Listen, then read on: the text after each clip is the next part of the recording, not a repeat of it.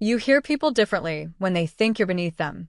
That night, standing beside a tray of champagne glasses while my mother adjusted her old denim jacket in the mirror, I heard a man laugh softly and say, "God, she looks like trailer trash." And 6 months later, I watched federal agents walk him out of his own wedding.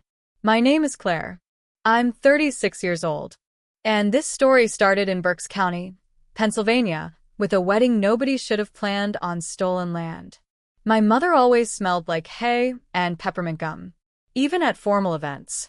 Especially at formal events. She owned 82 acres outside Kutztown, inherited from my grandfather, who spent his entire life protecting that soil like it was scripture.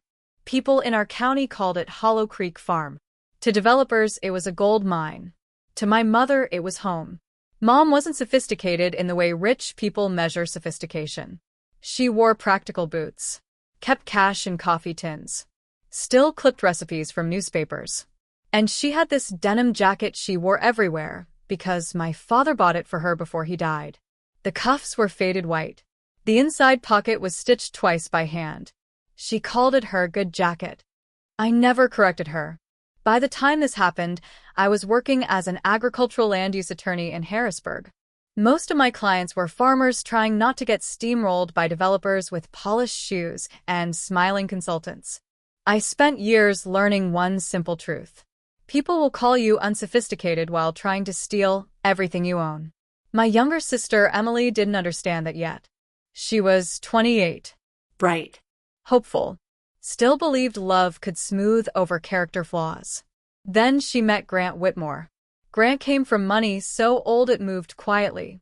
The Whitmores owned commercial properties all over eastern Pennsylvania. Office parks, medical buildings, warehouse developments. The kind of family that donated hospital wings and expected judges to remember their birthdays. Grant himself was handsome in a forgettable way. Expensive haircut, soft hands, teeth too perfect to trust. But Emily loved him. Or maybe she loved being chosen by someone whose family treated wealth like oxygen. The first time Mom met the Whitmores, she baked pies. 3 of them. Apple, Cherry. And shoofly.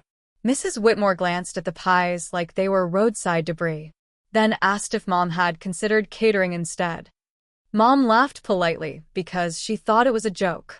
I saw the woman's expression. It wasn't.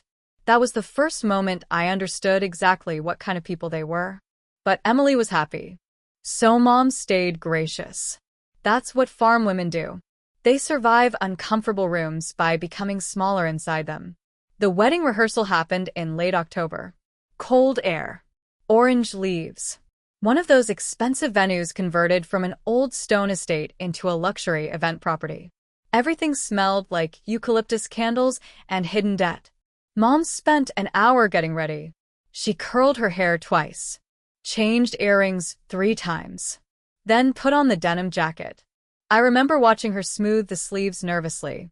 "You think this is okay?" she asked me. "You look beautiful," I told her. And she did. Not polished, not designer, real, which made her stand out more than everyone else there. The Whitmores floated through the venue greeting donors, attorneys, council members, and investors disguised as wedding guests. I noticed that immediately. Too many business conversations. Too many whispers near side rooms. Too many local officials conveniently attending a rehearsal dinner. Then I noticed something else. Maps. Rolled survey maps near the groom's father. Orange marked parcels. County route overlays. I recognized zoning drafts when I saw them. That should have meant nothing. Except 3 weeks earlier, a farmer named Daniel Reese hired me after discovering mysterious survey stakes along neighboring land. Someone was quietly buying agricultural properties through shell LLCs. The rumors involved a future highway expansion project. Insiders were purchasing land before public disclosure. Classic corruption. Hard to prove. Easy to bury. Until I saw those orange ribbons. The exact same color. The exact same survey markings. At my sister's rehearsal dinner. I kept my mouth shut. Then came the whisper. Mom had gone toward the restroom hallway when I realized I'd forgotten my purse near the catering station. I turned the corner quietly and heard Grant talking to two groomsmen. "She's wearing denim to a rehearsal dinner," one man muttered. Grant laughed under his breath. "She's harmless," he said. "Claire's the problem. The mom just looks like she belongs in a trailer park." The others laughed softly. Not loud enough to own it. Just loud enough to wound someone if they heard. My mother froze. I'll never forget that. Her shoulders tightened first. Then her face changed. Not angry. Embarrassed. Like she'd accidentally walked into the wrong church. She stepped backward before they noticed her. But I noticed. And something inside me became very still. I didn't confront him. That surprises people when they hear the story. They expect screaming. Wine thrown in faces. Public drama. But rage is loud. Evidence is quieter. And far more permanent. That night, I drove Mom home after the rehearsal. Emily stayed with bridesmaids at the venue. Mom stared out the truck window most of the drive. Cornfields blurred past us in darkness. Finally, she said, very softly, "Maybe I should skip tomorrow." I tightened my grip on the steering wheel. No. She'd be less embarrassed. Mom. She deserves a nice wedding. I pulled the truck onto the shoulder, so fast gravel sprayed beneath us. Then I looked at her. Really looked at her. At the woman who worked double shifts after Dad died. Who kept our farm alive during drought years. Who sold jewelry before she ever missed a payroll payment to farmhands. Who once stitched my graduation dress by hand because we couldn't afford a new one. And some pampered man in imported loafers made her feel small because of a denim jacket. No, I repeated. You are not skipping your daughter's wedding because rich people confuse cruelty with class. Mom looked down quietly, then nodded once. When I got home that night, I opened my work laptop. Not because of the insult, because of the maps. I pulled county acquisition records, LLC filings, transportation committee schedules, property transfer histories. At 2 a.m, I found the first overlap. A shell company called Red Lantern Holdings had purchased 3 farms bordering a proposed bypass corridor. The registered agent? Whitmore Development Group. My stomach tightened. I kept digging. By sunrise, I found 7 more parcels. Every acquisition happened just before confidential planning meetings, meaning someone inside county transportation offices was leaking infrastructure plans, which meant insider land manipulation. Federal territory. Suddenly the wedding felt less like a wedding, and more like a networking event disguised as one. The next week I met Daniel Reese again. He brought photographs. Survey crews entering fields before approvals. Temporary markers removed before inspectors arrived. And one blurry image showing Grant Whitmore beside County Commissioner Alan Dorsey near Reese's property line. That was enough to interest federal investigators.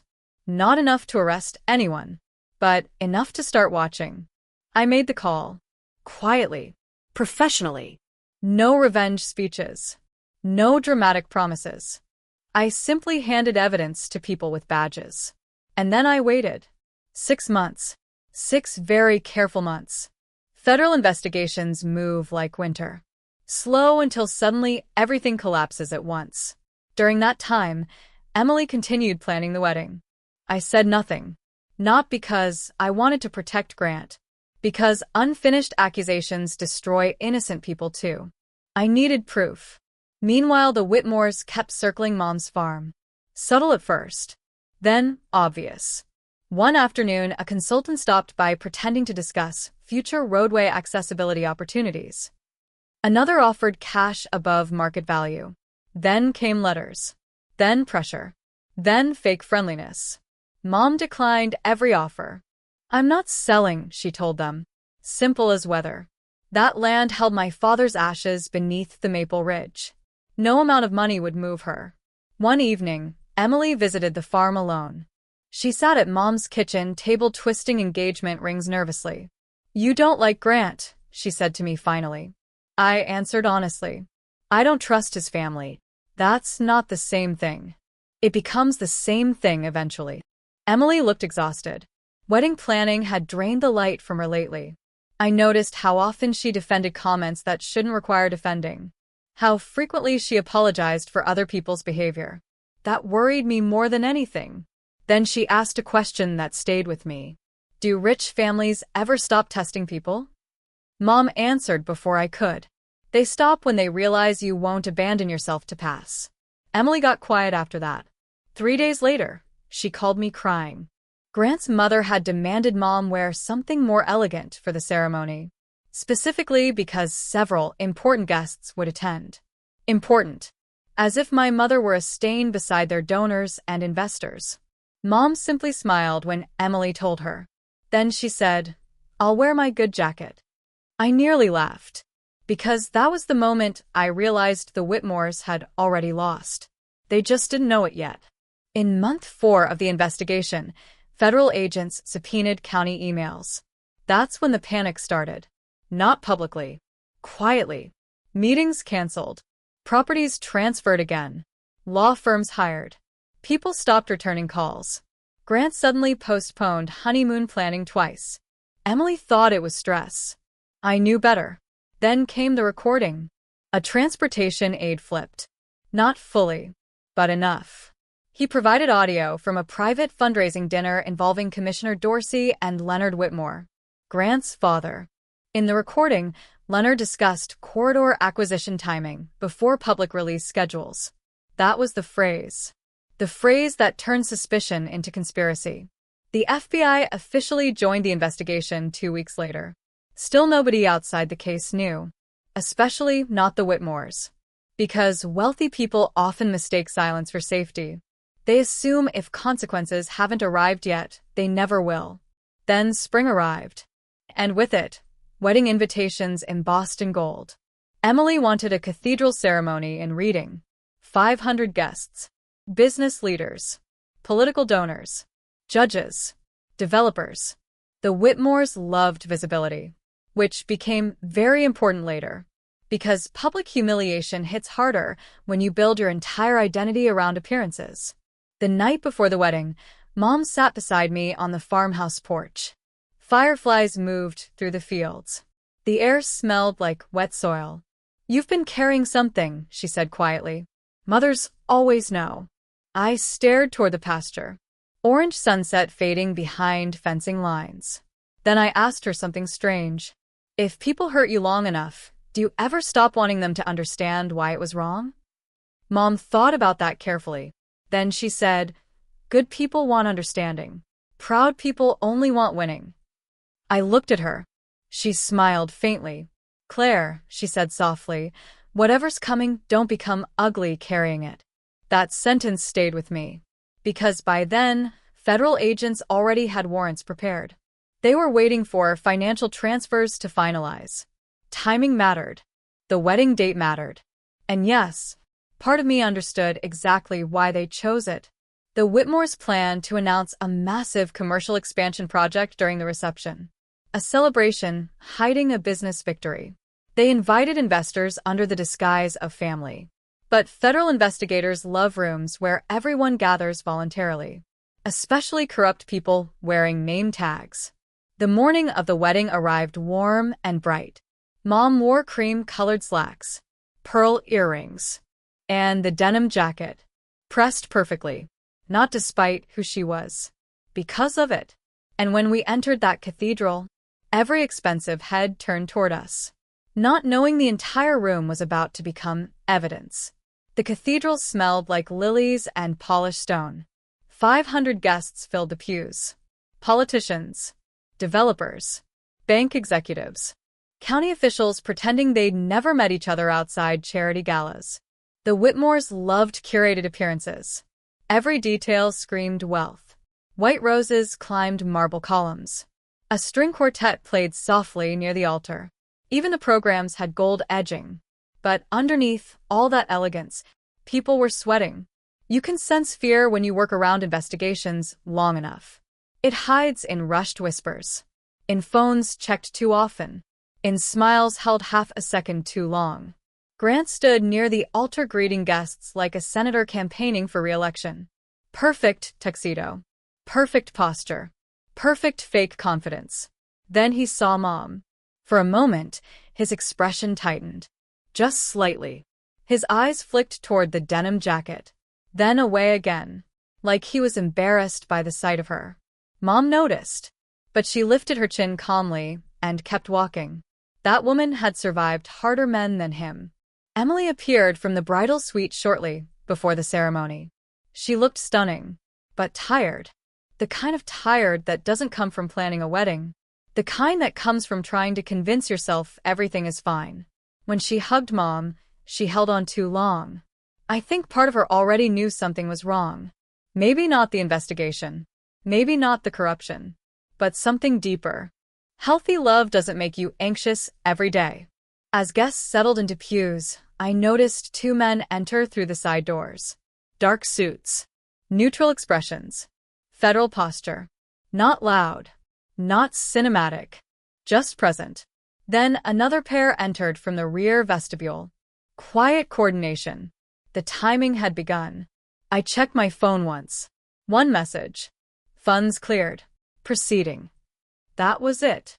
Months of investigation reduced to 2 words. Proceeding. The ceremony started. Music echoed through the cathedral. Emily walked slowly down the aisle holding white peonies. Mom sat beside me gripping tissues in trembling hands. Pride and heartbreak mixed together. Because even then, she still wanted her daughter happy. That's the thing people misunderstand about mothers like mine. Kindness isn't weakness. It's endurance. The priest began speaking. Marriage. Trust. Integrity. Sacred partnership. Interesting words for a room full of conspirators. Grant repeated his vows smoothly. Too smoothly. Like a man accustomed to saying whatever preserved advantage. Then Emily spoke. Her voice shook slightly.